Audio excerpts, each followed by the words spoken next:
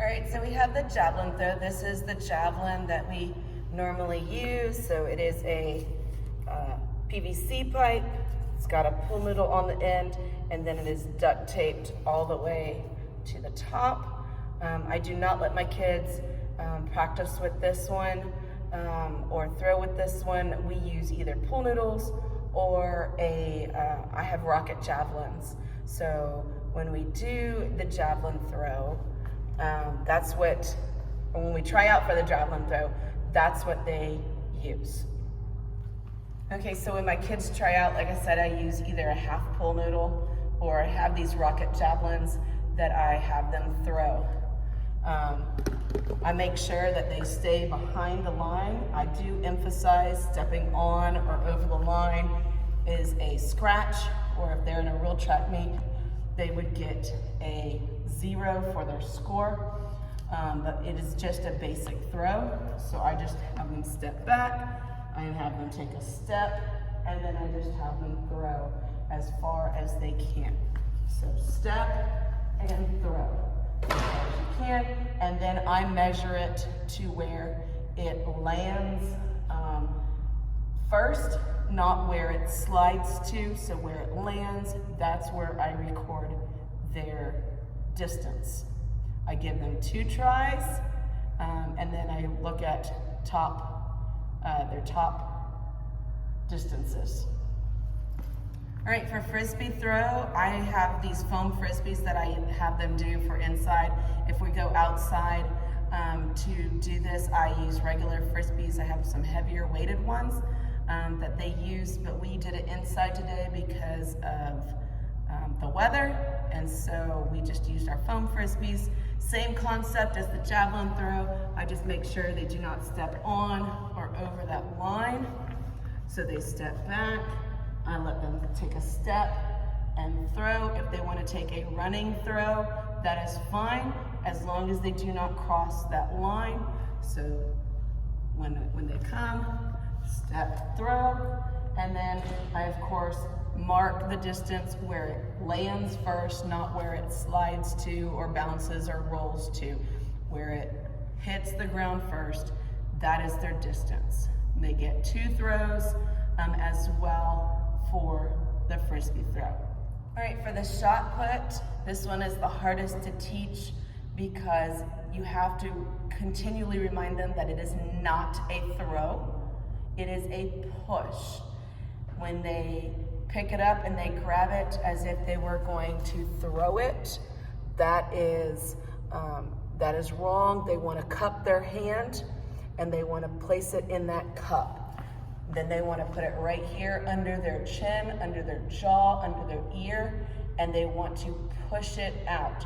You don't want to get that elbow out because then it ends up coming off the neck area. So keep that elbow forward and pushing it straight forward and making sure it's not a throw. So you're pushing it straight off of that chin, jaw area. Again, you want to be behind that line. For this one, I do not let them take a running, twirling step or anything like that, like a real shot put would do. I just make them come back, I have them squat down, and then I just have them push. And again, it's where we mark it, the distance, where it lands, hits first, not where it rolls or bounces to. Again, but gotta make sure it is that push straight off that neck, chin, jaw area right here. All right, for the running long jump, I have them start at the opposite of the end of the gym and they run all the way here. I usually have 3 mats out, especially for my 4th and 5th graders, but for my K1s, 2s, even 3s, normally just 3 mats. I do emphasize that it is a run and then a leap and land on 2 feet. When you run, again, you're gonna run. Your last running step is here. You're gonna leap off of that foot and you're gonna land on 2 feet as you come onto the mat. Okay, a lot of kids, they just want to keep on running, and that is wrong. Okay, it is a run. So I run, I leap off this foot, land on 2 feet. And I emphasize they have to land on 2 feet. For me, if they don't land on 2 feet, then they get in trouble. It's just for their safety. So make sure they land on 2 feet. Again, they start at the opposite end of the gym. They run as fast as they can. We talk about the faster you run, the more air time you get when you jump. Again, off of 1 foot, land on 2 feet.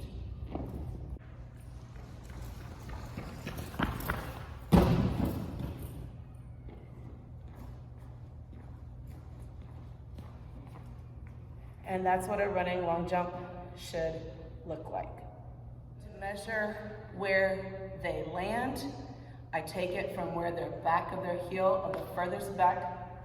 So if they land like this, then I would measure from the back of this heel, okay? And if they do fall backwards, then I land, it's where those whatever is last touching closest to the jump line, that's where you measure, from there to here. Or if it's the heel, there to the back of the heel. And that's how far you measure. Usually I just stick a measuring tape here and kind of eyeball it. It's not exact, but it's close enough.